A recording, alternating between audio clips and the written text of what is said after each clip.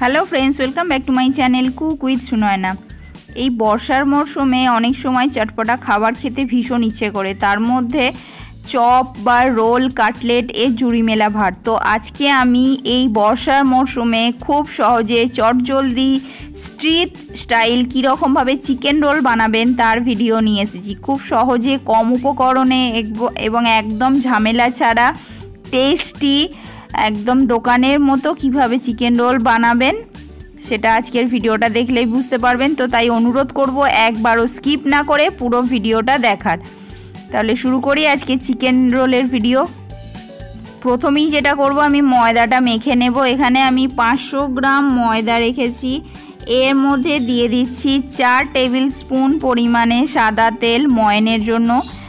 আর এবার দিয়ে দিচ্ছি এখানে স্বাদ অনুযায়ী বা হাফ টিস্পুন পরিমাণ লবণ। আমি এখানে পিঙ্ক সল্ট ব্যবহার করেছি, আপনারা রেগুলার সল্ট যে কোনো কিছু ব্যবহার করতে পারেন, যে ধরনের লবণ আপনারা খান।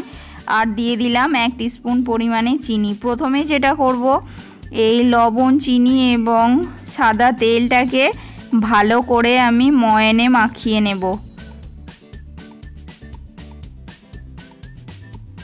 কিছুক্ষণ সময় এইভাবে ময়ানটা দিয়ে নিলে যে হয়, পরোটাগুলো খুব খাস্তা এবং সফট হয়ে থাকে, মচমচে হয়ে থাকে। তো এবার অল্প অল্প করে জল দিয়ে একটা পারফেক্ট ডো বানিয়ে নেব, যেরকম রুটি বা পরোটার জন্য যে ধরনের ডো আমরা বানাই। তো এখানে দেখুন আমি একটা ডো বানিয়ে নিয়েছি। খুব বেশি সফট নয়, আবার খুব বেশি হার্ডও নয়, বুঝতেই পারছেন এইরকম ডোটা বানিয়ে নিলাম। এবার যেটা করব, ওপর থেকে কিছুটা সাদা তেল দিয়ে ভালো করে এটা মাখিয়ে সেট হতে রেখে দেব। আধ ঘন্টার জন্য রেস্ট করতে দেব, যাতে এই ডোটা সুন্দরভাবে রেস্ট হয় এবং ভালো মতন খাস্তা হয়। তেলটা মাখিয়ে দিলাম, ঢাকনা বন্ধ করে দেব এবং আধ ঘন্টার জন্য এটাকে রেস্ট করতে দেব। ততক্ষণ আমি চিকেনের প্রিপারেশানে চলে যাই। চিকেনটাকে ম্যারিনেট করব। আমি এখানে 500 গ্রাম বোনলেস চিকেন রেখেছি। চিকেনটাকে আমি ছোট ছোট টুকরো করে কেটে নিয়েছি, সবগুলোকেই বোনলেস পিস রেখেছি। বোনলেস পিস হলে যে কোনো রোলের মধ্যে দিলে খেতে খুব ভালো লাগে, তো তাই আমি বোনলেস পিস রেখেছি। প্রথমেই দিয়ে দিচ্ছি পাতিলেবুর রস 1 টেবিল স্পুন পরিমাণে, মানে একটা গোটা লেবুর অর্ধেক অংশটা আমি এখানে চিপে দিয়ে দিলাম। এবার কিছু গুঁড়ো মশলা আমি এখানে অ্যাড করব। প্রথমেই দিয়ে দিচ্ছি হলুদ গুঁড়ো 1/4 টিস্পুন পরিমাণে, এটা অবশ্যই কালারের জন্য। এবার দিয়ে দিচ্ছি লাল লঙ্কার গুঁড়ো বা ঝাল লঙ্কার গুঁড়ো, এটা 1/4 টিস্পুন পরিমাণে দিচ্ছি। আপনারা আপনাদের টেস্ট অনুযায়ী বাড়িয়ে বা কমিয়ে নিতে পারেন। এবার দিয়ে দিলাম ধনে গুঁড়ো 1/2 টিস্পুন পরিমাণে এবং জিরে গুঁড়ো দিচ্ছি, সেটাও 1/2 টিস্পুন পরিমাণে। আপনারা চাইলে কাশ্মীরি লঙ্কাও দিতে পারেন লাল লঙ্কার পরিবর্তে। এরপরে যেটা দিচ্ছি স্বাদের জন্য লবণ। ব্যাস, আমি এখানে ম্যারিনেশনে আর কোনো কিছুই দেব না। এই সমস্ত উপকরণগুলোকে একসঙ্গে চিকেনটার সঙ্গে মাখিয়ে নেব, নিয়ে ভালো করে রেস্ট করতে দেব। এখানে যদি পাতিলেবু না থেকে থাকে ভিনিগার দিতে পারেন পাতিলেবুর জায়গায়, অথবা যদি চান তো টক দইও কিছুটা দিতে পারেন, তাহলেও চিকেনটা জুসি হয়। তো যদি দই বা পাতিলেবু না থাকে তাহলে ভিনিগার দেবেন, আর না হলে এইভাবে পাতিলেবু দিয়েও কিন্তু ম্যারিনেট করতে পারেন, তাহলেও বেশ ভালো লাগবে। তো আমার চিকেনটা খুব ভালো করে মেশানো হয়ে গেছে। এবার আমি ঢাকা দিয়ে এটাকে 10 মিনিটের জন্য রাখবো। এটা কিছুক্ষণ ম্যারিনেট করা থাকলে এই লেবু রসটা খুব ভালোভাবে এটার ফ্লেভার দেবে।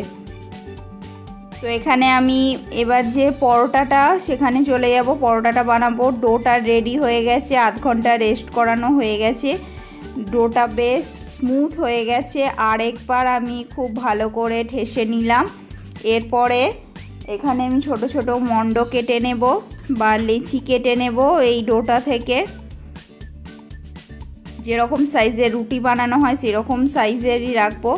এখানে আমি একটা গরম চাটু বসিয়ে দিয়েছিলাম, আর ওই যে লেচিগুলোকে প্লেন আটা দিয়ে বা ময়দা দিয়ে বেলে নিয়েছি। আমি আটা দিয়ে বেলেছি বেলার জন্য, এখানে তেলের ব্যবহার করিনি।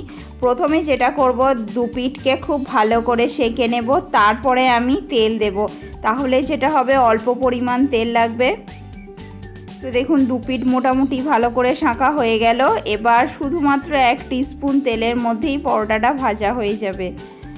এইভাবে কত সুন্দরভাবে ফুলে উঠছে। যদি এইভাবে 2 পিঠ সেঁকে নিয়ে এইভাবে ভাজা হয় তাহলে কম তেলও লাগবে এবং একেবারে বলের মতো সুন্দরভাবে ফুলবে। আমার এই পরোটাটা রেডি হয়ে গেছে। দেখুন এইভাবে আমি বাকি সবকটি পরোটা ভেজে নেব।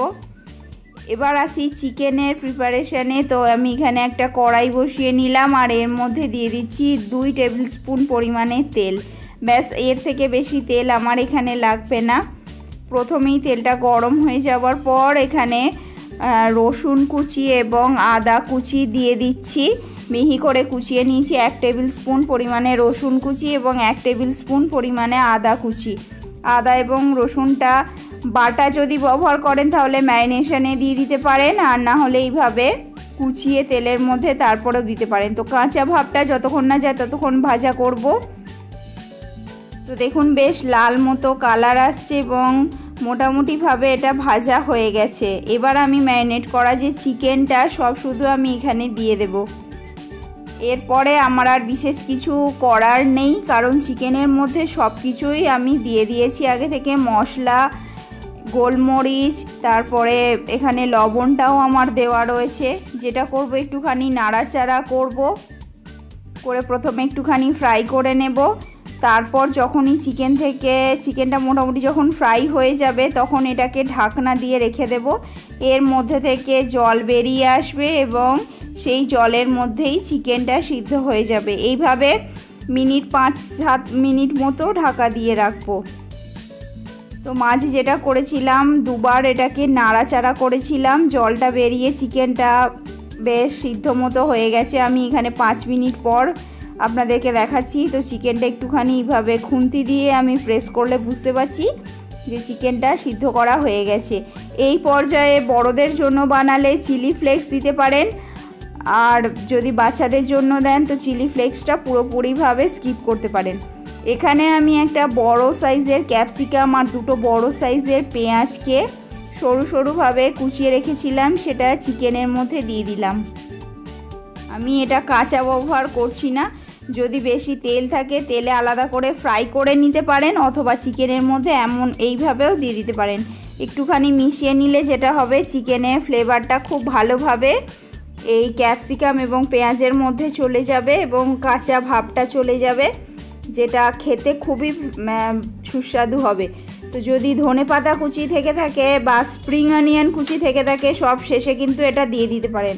আমার এটা রেডি হয়ে গেছে। এবার এটাকে একটুখানি ঠান্ডা করে নেব, তারপরে আমি এটা দিয়ে রোল বানাবো। তো এখানে আমি 2টো পরোটা নিয়ে নিয়েছি।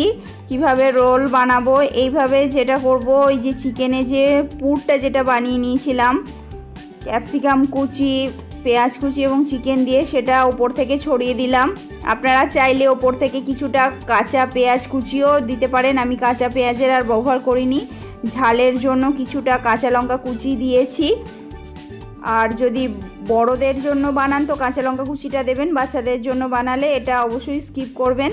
ওপর থেকে টমেটো কেচাপ দিয়ে দিচ্ছি আর দিয়ে দিচ্ছি গ্রিন চিলি সস অথবা রেড চিলি সস, যেটাই থাকবে সেটাই এখানে ব্যবহার করতে পারেন।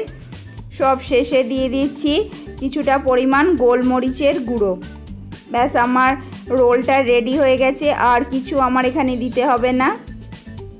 আমি মুড়িয়ে নিলাম। এরপরে দোকানে যে ধরনের কাগজের মধ্যে মোড়ানো থাকে সেইভাবে একটা কাগজ দিয়ে র্যাপ করে দিচ্ছি, দুটোকেই র্যাপ করে দিচ্ছি। তাহলে রোলটা খেতেও সুবিধা হবে এবং একদম দোকানের মতো দেখতে হবে।